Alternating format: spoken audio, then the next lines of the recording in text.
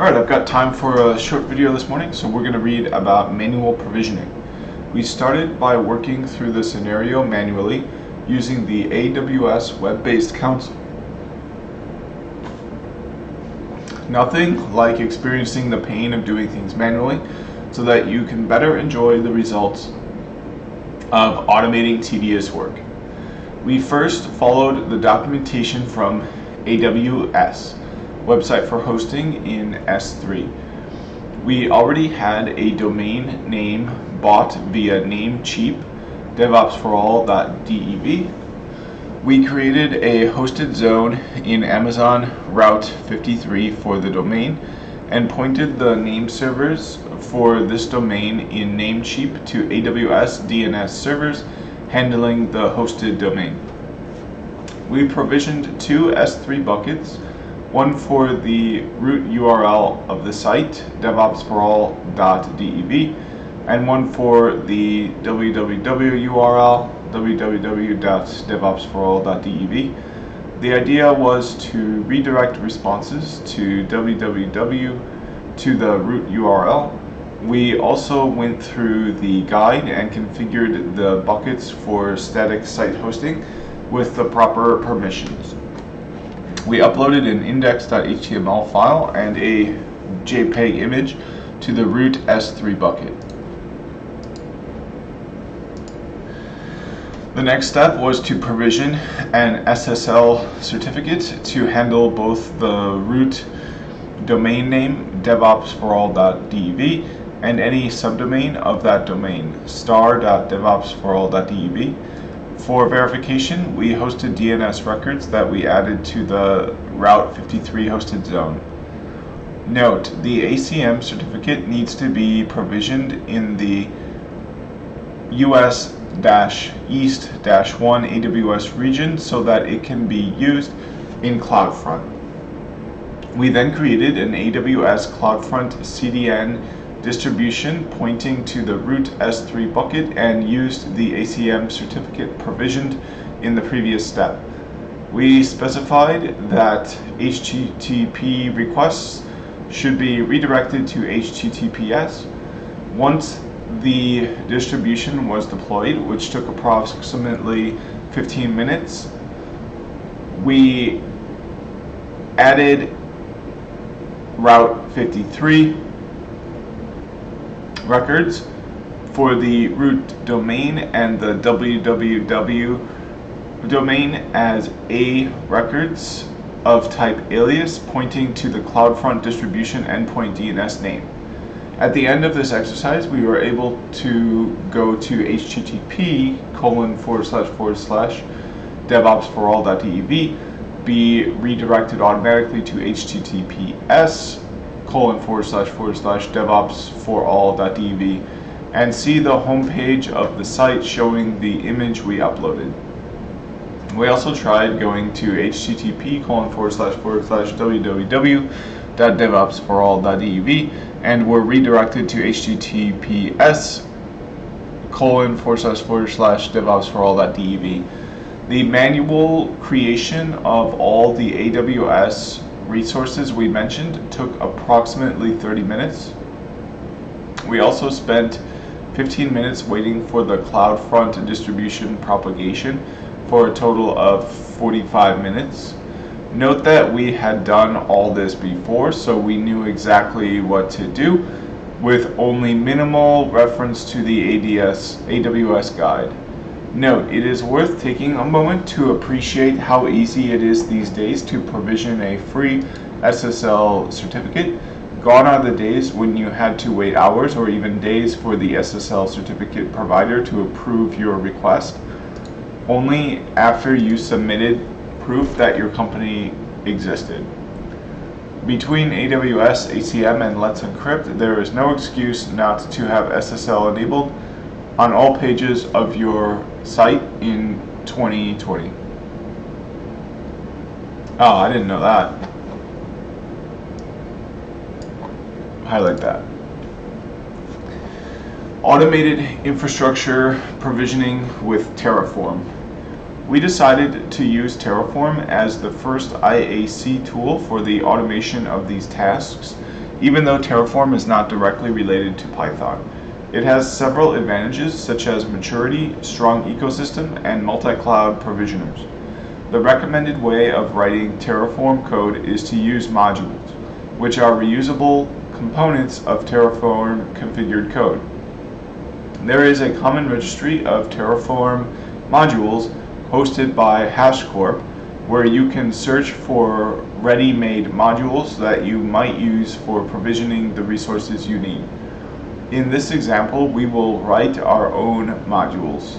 The version of Terraform used here is 0.12.1, which is the latest version at the time of this writing. Install it on a Mac by using brew. Okay, so we don't have a Mac here. We're going to install it on Ubuntu. So this is the Python for DevOps. So I'm going to use my folder I have here.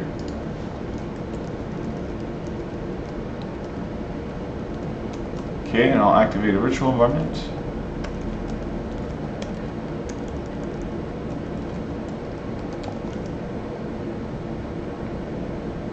Okay, so they just said, I didn't listen, that Terraform is not for Python, so doing a pip install is very clearly not going to work there. Yeah, so I guess I'm not sure what to do. Let's see if we can get Terraform just as part of the Ubuntu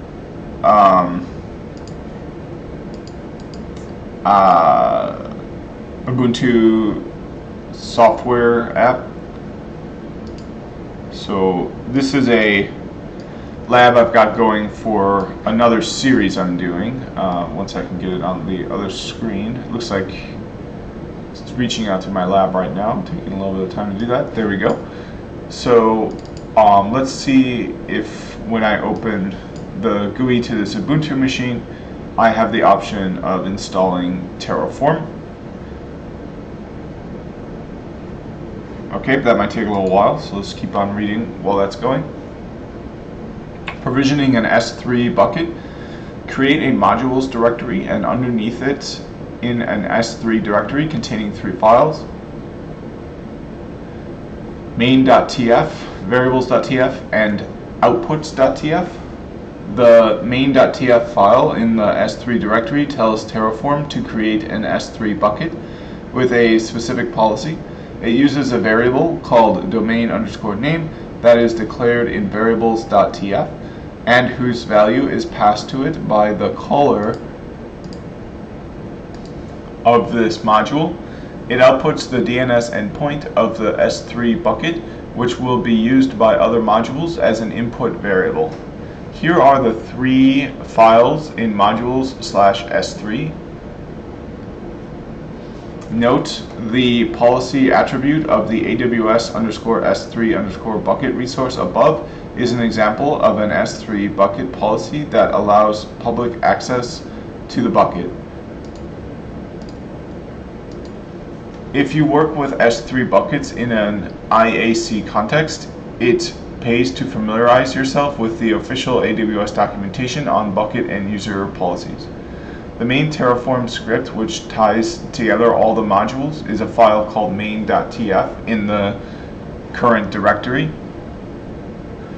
The first step in running Terraform is to invoke the Terraform init command, which will read the contents of any module referenced by the main file. The next step is to run the Terraform plan command, which creates the blueprint mentioned in the earlier discussion.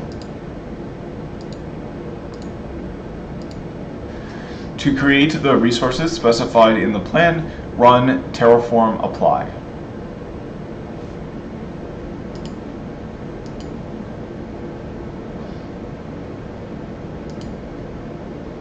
Alright, at this point, check that the S3 bucket was created using the AWS Web Console UI.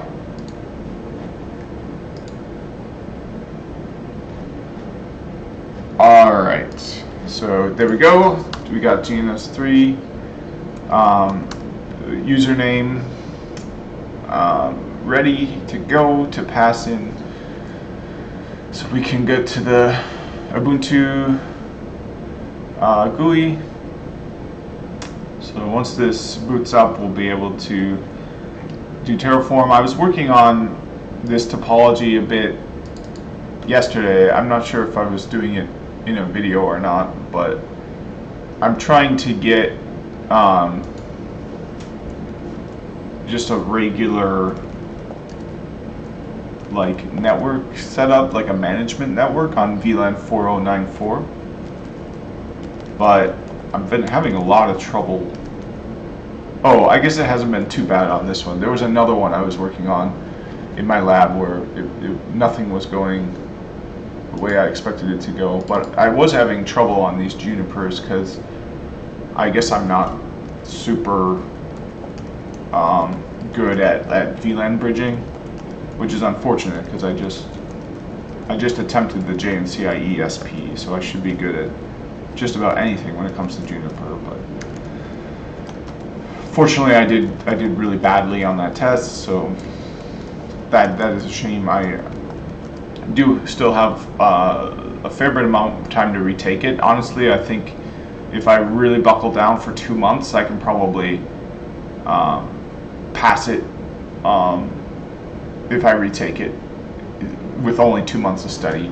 Like my previous attempt, I just didn't do very well. I think the key to success in network engineering is labbing, and although I did the lab up, it was more cargo cult labbing, where I would try to follow an example, it wouldn't go right, and I wouldn't really do much else besides I just kind of skip and move on, which I think was necessary to some extent because there was so much on the exam. I didn't want to just get caught up in one subject and not be able to do the rest, but it was just not a winning strategy.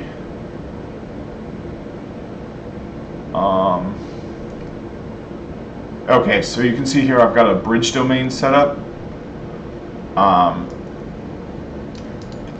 with these set up, and then I've got an IRB as well.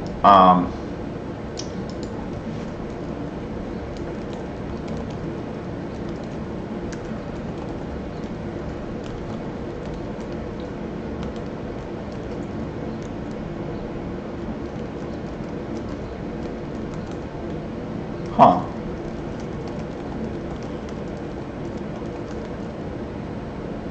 Why is this an option here, but it's not an option here?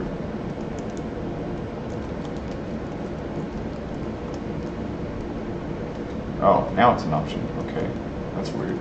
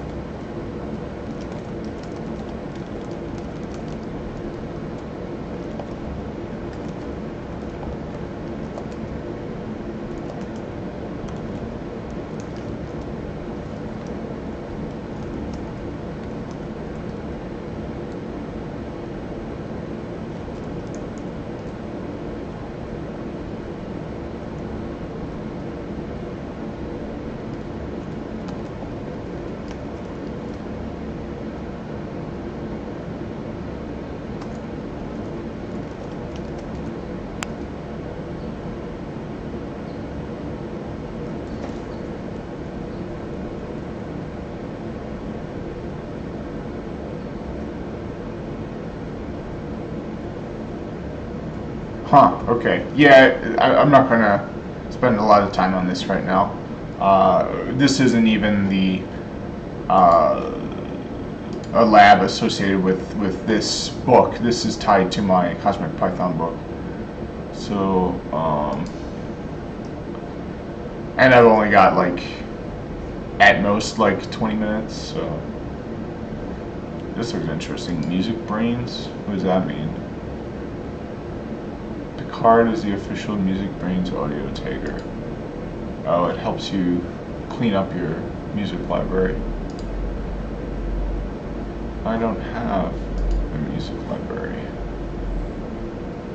Home media server. Alright, let's see if there's Terraform available on here.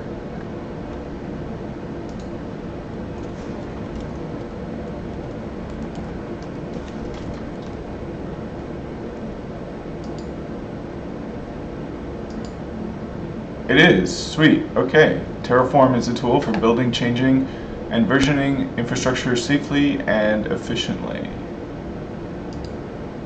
So we will get that.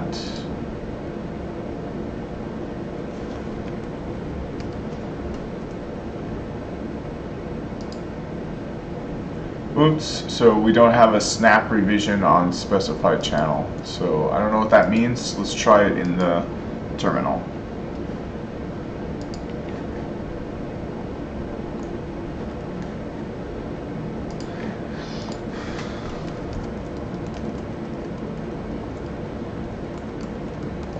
Okay, so we'll make a new folder called Python for DevOps.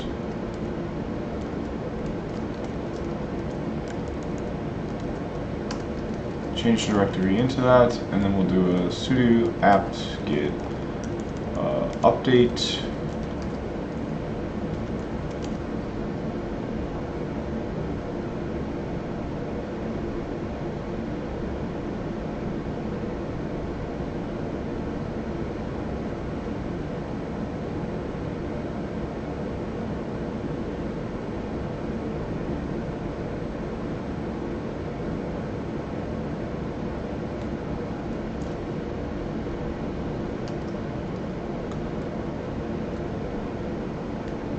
Oh, so it looks like there were a lot of updates to fetch. That's why it's going so slow. Okay, there we go. Now it's done. So now we're going to do a sudo apt get install Terraform. Oh, was there too many R's? No.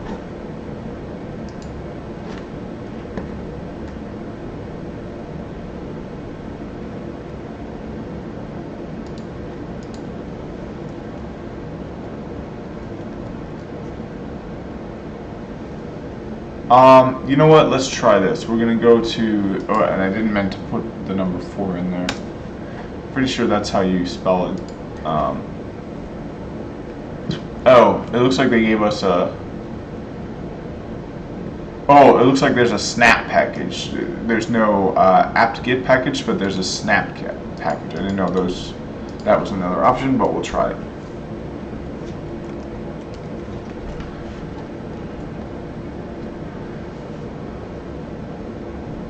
Okay, so we do have some versions that are available, but these are pre-release versions. We don't have any stable versions.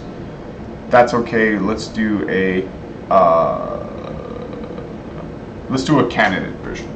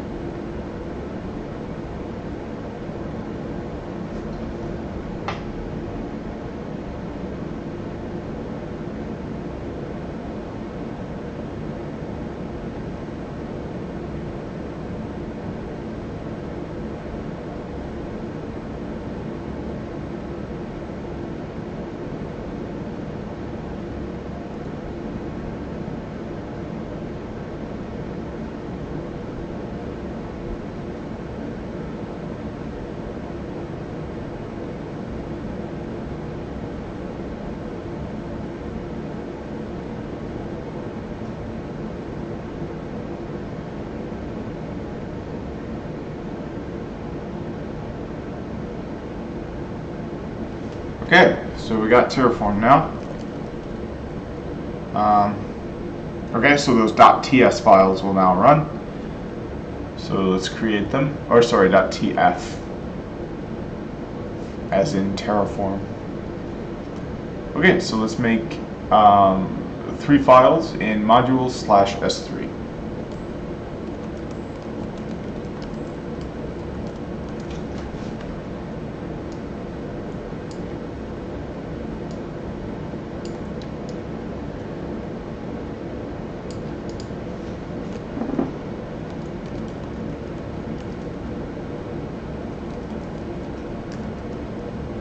Perfect. So now we're going to make main.tf. I guess I'll use spy.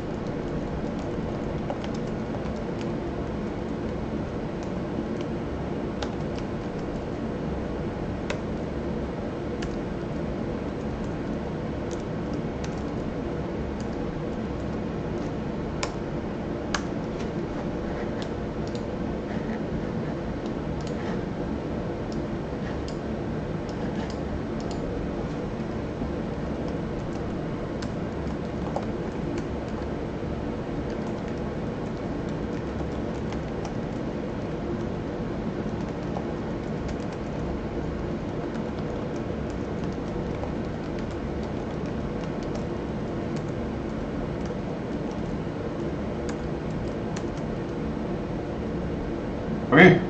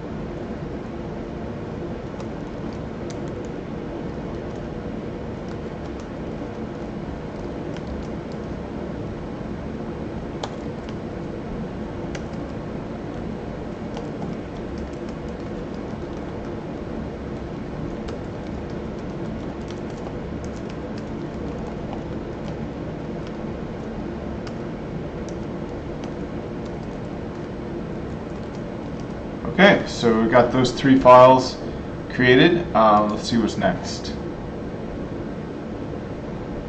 So here's just, looks like an explanation of those files.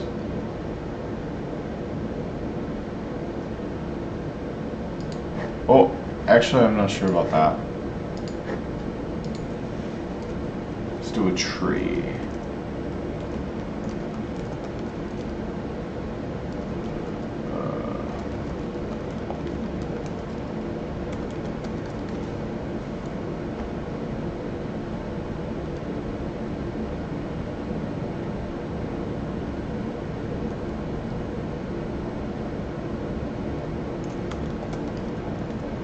Okay, so we've got our modules.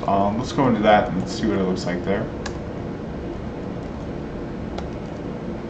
Okay, so it looks like we're missing 2 files, this main and this variable files, but we've got the ones within S3.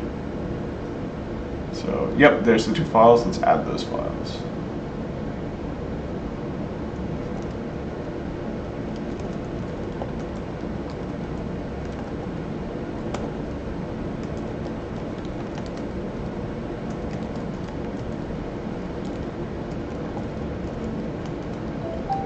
I really like this Ubuntu operating system. I actually might like this better than Windows, to be honest. I've been thinking about just changing all my devices over to this. Like, I changed my server to this from ESXi, and it's never run better.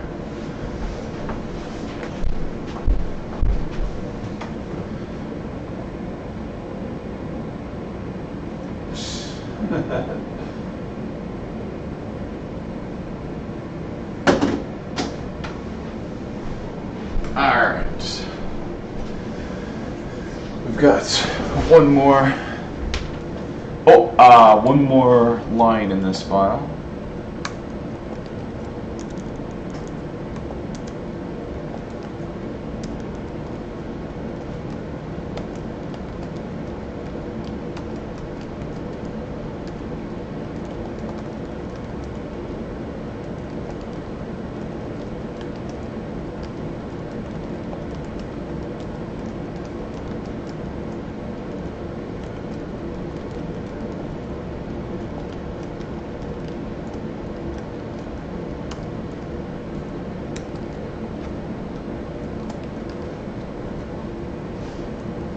Alright.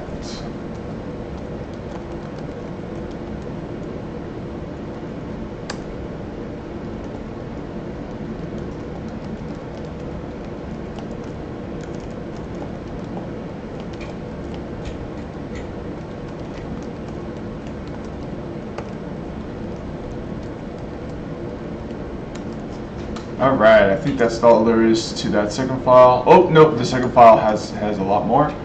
Looks like there's one more variable defined. First variable is AWS_region. Second variable will be domain_name.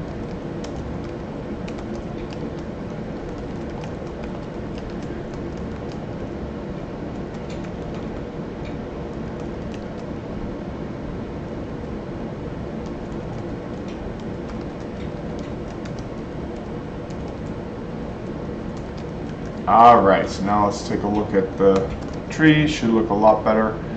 It doesn't look a lot better. It looks, oh, did I forget to save it? I think I forgot to save. I think I did a Q instead of a WQ. Oh, no, I see. For some reason this is at the bottom of the, so I still got all the files, but the way they're laid out is kind of strange.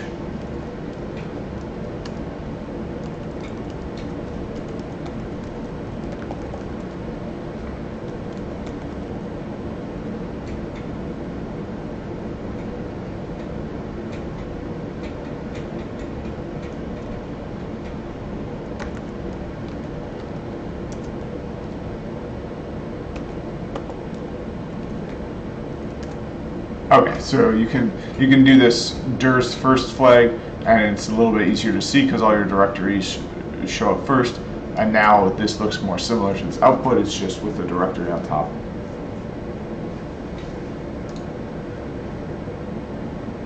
Okay, so now we can do this Terraform apply command and hopefully things will work. But if they don't, that's okay. We'll just look at the error messages and move on.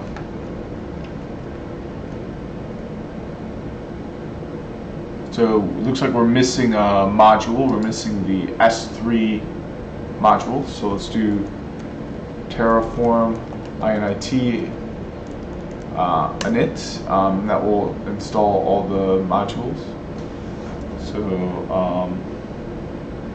So it looks like it tried to do it, but it's got an unreadable module directory, unable to evaluate directory.